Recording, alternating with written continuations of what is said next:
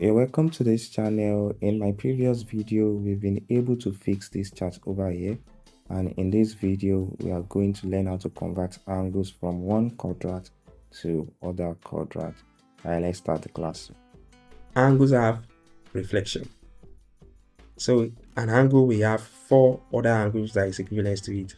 So let's see how to do that, to convert angles and to reflect angles. Now the first thing is, we know that we have first quadrant. Let's call the angle in first quadrant theta.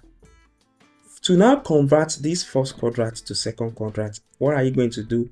This is second quadrant. So your second quadrant will be 180 degree minus theta. So what is the meaning of that? So let's say, for instance, 30 degree here, and you want to find another angle in the second quadrant that is somehow equivalent to 30 degree. The angle will be 180 degree minus 30 degree. That is 150 degree that you can see here. The same thing with 60 degree. That will be 180 degree minus 60 degree, and that is why you have 120 degree here. So that is how to convert angle that is in first quadrant to second quadrant. What about when you have angle in the second quadrant? How can you convert it to first quadrant? To do that as well, you still 180 degree minus theta. For instance, let's say you have angle that is greater than 90 degree. For instance, 120 degree. You want to see the equivalent angle in the first quadrant.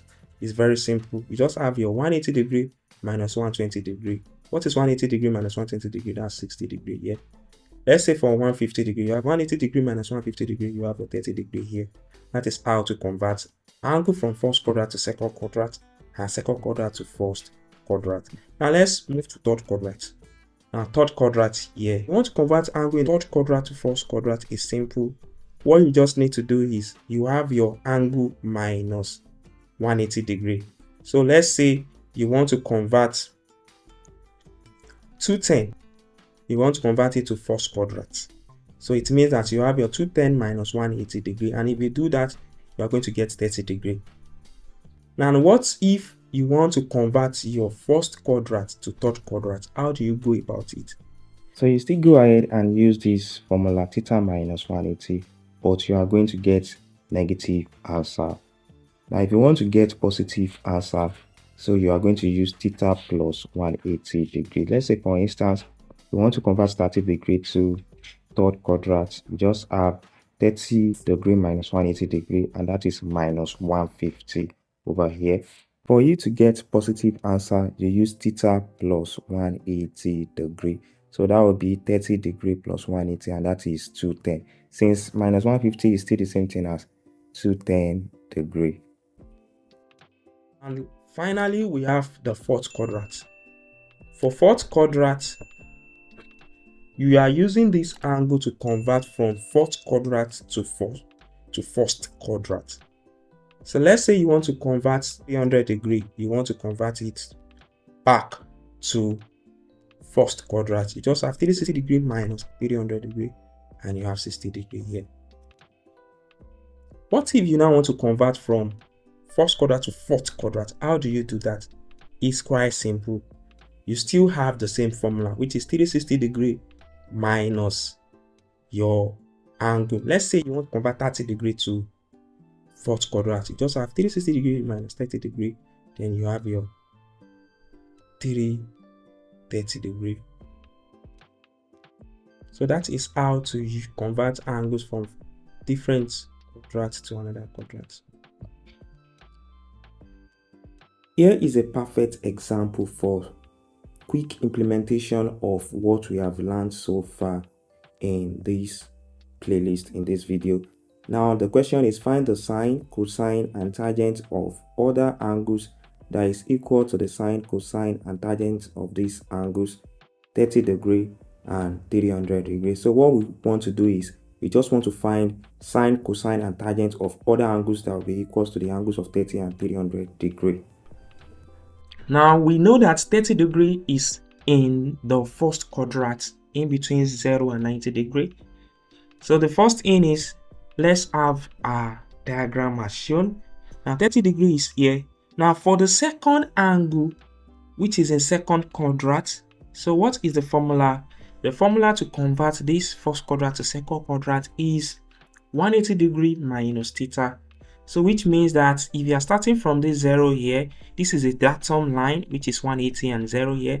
Now to measure 30 degree going clockwise, you are going to be, is going to be what? 1, 10, 20 and 30, and that is 150 degrees. So if you want to use your formula, which is what? 180 degree minus theta, and here we go. This is first quadrant, second quadrant. So we are going to have what? 180 degree minus theta, and that is 180 degree minus 30 degree, and that is 150 degree. So let's find the angle in the third quadrant. For third quadrant as well, you are here. This is a horizontal line which is 0 here, 180.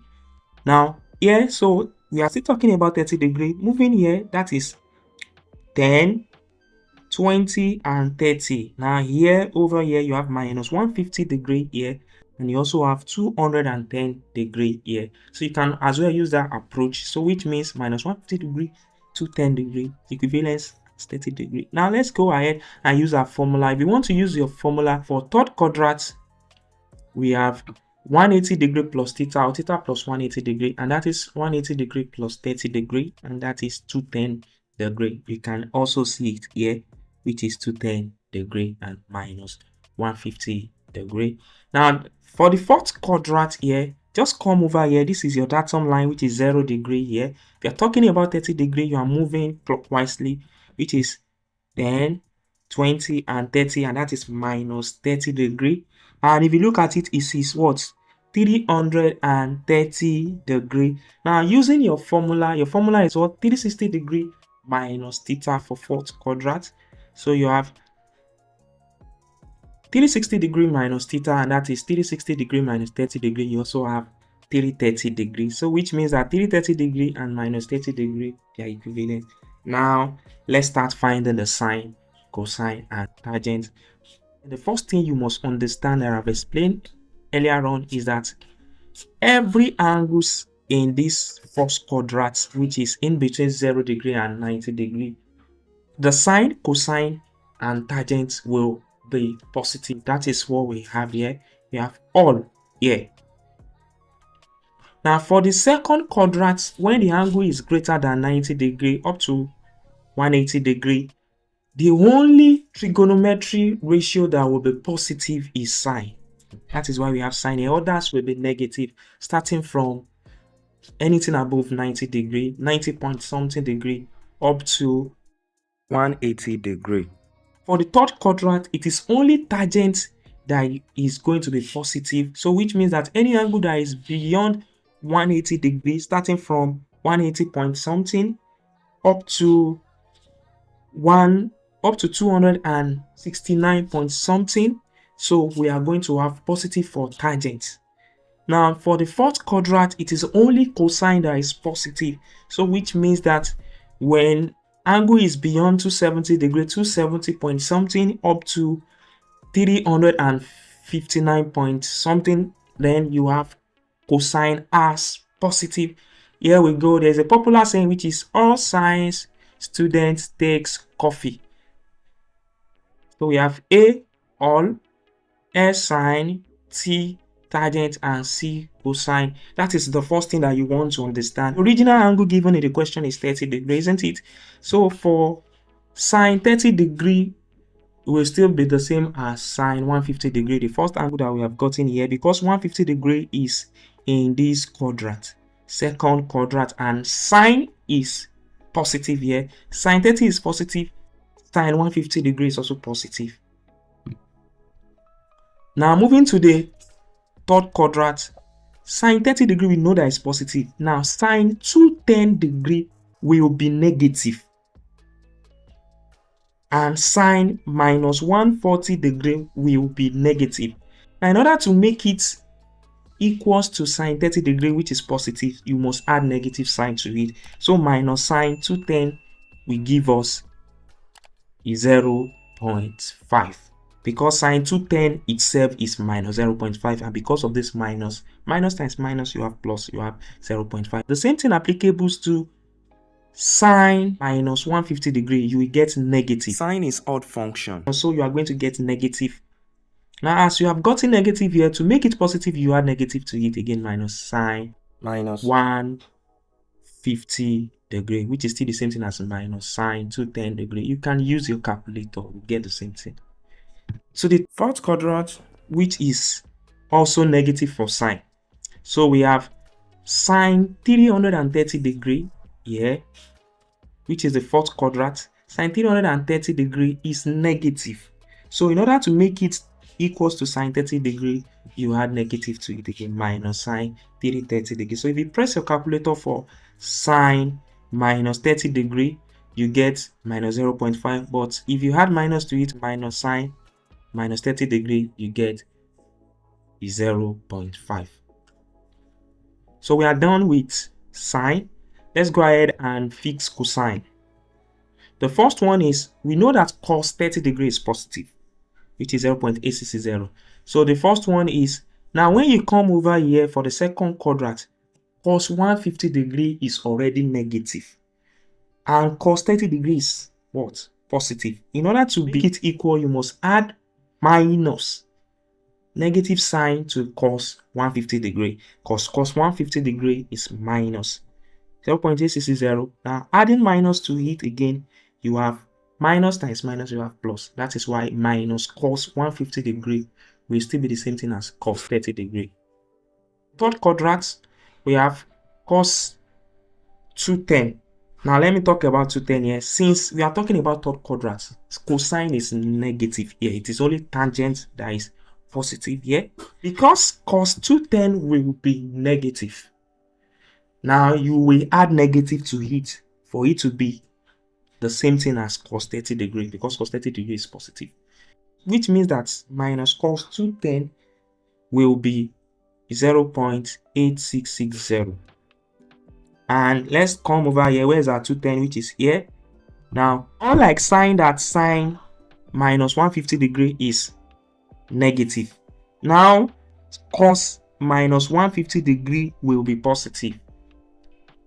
Which means that cos minus 150 degree, which is negative. Now, to make it equals to cos 30 degree, you add negative to it. That's minus cos 210.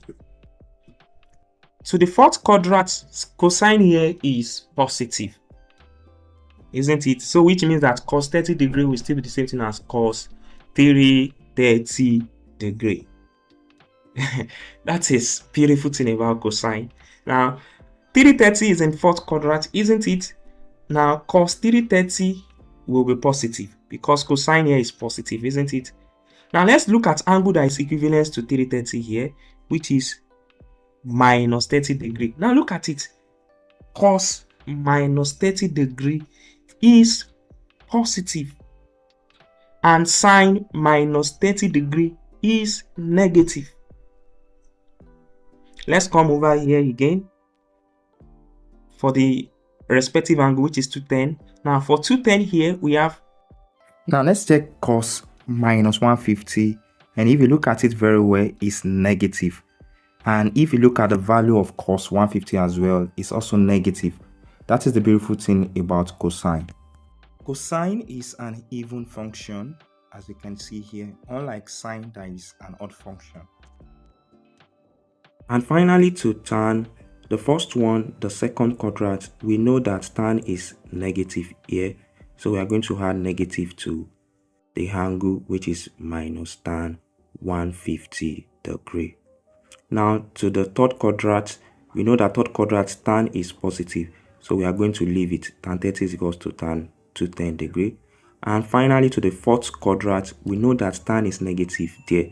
So we add minus to it. So we now have tan 30 degree is still the same thing as minus tan 330 degree. To the second question, so we have our diagram here. So we have 300 degree. We know that 300 degree is in fourth quadrant. This is a fourth quadrant angle. 300 degree right here. To find the equivalent angle in first quadrant. For first quadrant angle, we know that first quadrant angle is 360 degree minus theta, and that is 360 degree minus 300, which is 60 degree. For us to arrive at 300 here, let's look at the movement 10, 20, 30, 40, 50, 60. That is minus 60 degrees. So if you are going anti-clockwise, so you are going to get 60 degrees. So that is what I'm saying. So we have 60 degrees for the first quadrant angle. For second quadrant angle, so we are going to use this angle over here, which is 60 degrees, to calculate the other angles. For second quadrant angle, we are going to get what? 180 degree minus 60 degree, and that is what we have here. 180 degree minus 60 degree, which is 120 degree. Second quadrant angle.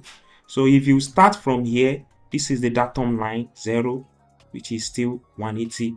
Now you are moving 60 degree up, isn't it? You have 10, 20, 30, 40, 50, 60, and you arrive at 120 degree. Now the next one is, which is the third quadrant. For third quadrant, you are going to have what? Theta plus 180 degree. So that is 60 degree plus 180 degree, and that is 240 degree. The same way you move here 10, 20, 30, 40, 60, and that is minus 120 degree, and that is 240 degree. Now we have 240 degree here. Now let's start fixing sine, cosine, and tangent. The first one is sine. Sine 300 degrees is negative. We know that because 300 degrees is in the fourth quadrant, so it is going to be negative. Any angle here that you want to use, which is the first quadrant, you must add negative to it. Sine 60 degrees positive. So in order to make it equivalent to sine 300 degrees, you must add negative sine. That is minus. You have minus sine 60 degrees. So minus sine 60 degrees will still be the same thing as sine 300 degrees, because sine 300 degrees is already minus. The next angle, which is the second quadrant.